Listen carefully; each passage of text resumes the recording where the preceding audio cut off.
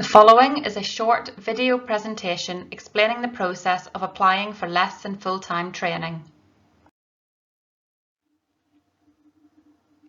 The first thing to consider is whether or not you are eligible to apply to train less than full-time.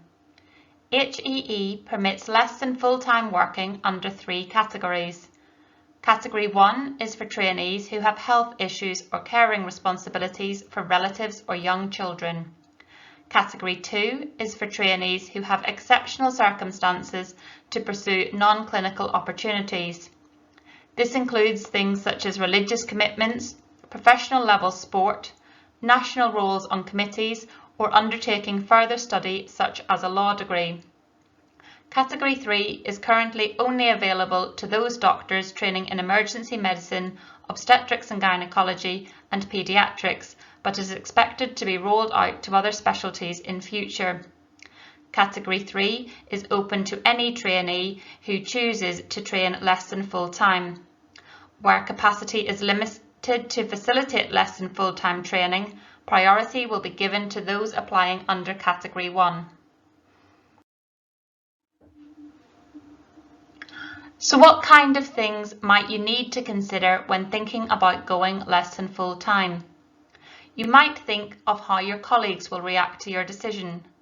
Some worry about seniors not approving or being supportive, while in other specialties, less than full-time working is increasingly the norm. You might wonder about how working less than full-time will impact upon your teaching and training opportunities.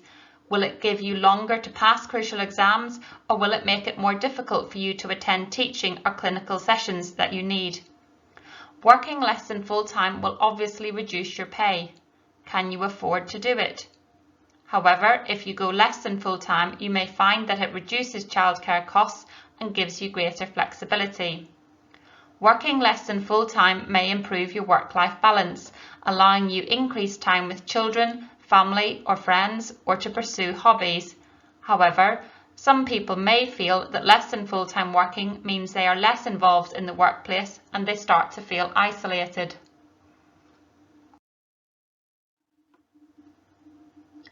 So what options exist for less than full-time training? The first option is a slot share. This usually involves 2 trainees sharing one full-time post. Commonly, both trainees work 60% of in-hour shifts, which roughly equates to 3 days per week, then share the on-calls between them. Exactly how this works is for negotiation with the department in which you are working.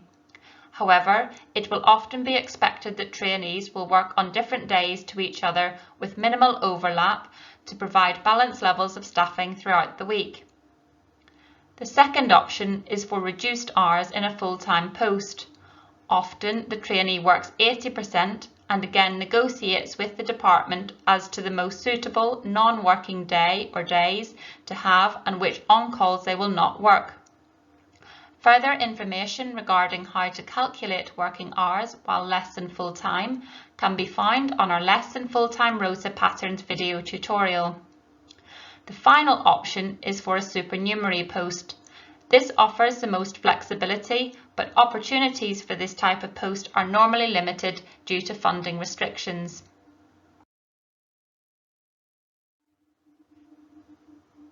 So once you decide to train less than full-time, what is the application process? After you have confirmed your eligibility, it is a good idea to discuss your plans with your educational supervisor or training program director. It can be useful to discuss your reasons for deciding to train less than full-time, your preferred working pattern, and what steps you may take to best support your training needs. Then you will need to apply for less than full-time training. This can be done online via your regional HEE website. Once your less than full-time application is approved, you should speak with the rota coordinator within your department and your HR department to agree a rota pattern. Again, more information on this can be found in our LTFT rota pattern video tutorial. Once this is agreed, it is important to ensure that this information is communicated to payroll so that your salary is adjusted accordingly. It is then up to you and your department to agree a start date for your new working pattern. Remember though, it can take up to 3 months from applying for less than full-time training to being able to start, so make sure you plan well ahead.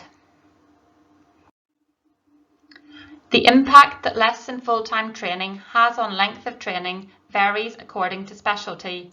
Some specialties are time-based, and this table indicates the length of time it takes to complete 12 months of full-time training while working at various percentages of less than full-time training.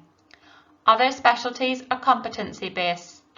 In these specialties, the length of extension to your training by working less than full-time is less fixed and determined more by a trainee's ability to achieve the competencies required for a particular year of training and their personal preferences. And a couple of final points. ARCPs for less than full-time trainees should be held every 12 months, even though you may not have completed a full year of training during that time. You should be assessed in accordance with your percentage working. For instance, a trainee working 50% should have completed half the workplace-based assessments that a full-time trainee is required to complete. Finally, it is possible to undertake locum work while training less than full-time. However, ideally this should be limited to last-minute emergency covers, and all locums should be declared on your Form R at ARCP. If a trainee is undertaking a lot of locums while training less than full-time, this may be questioned and their right to work less than full-time can potentially be revoked. If you would like any further information regarding any aspect of less than full-time training, the following resources may be useful.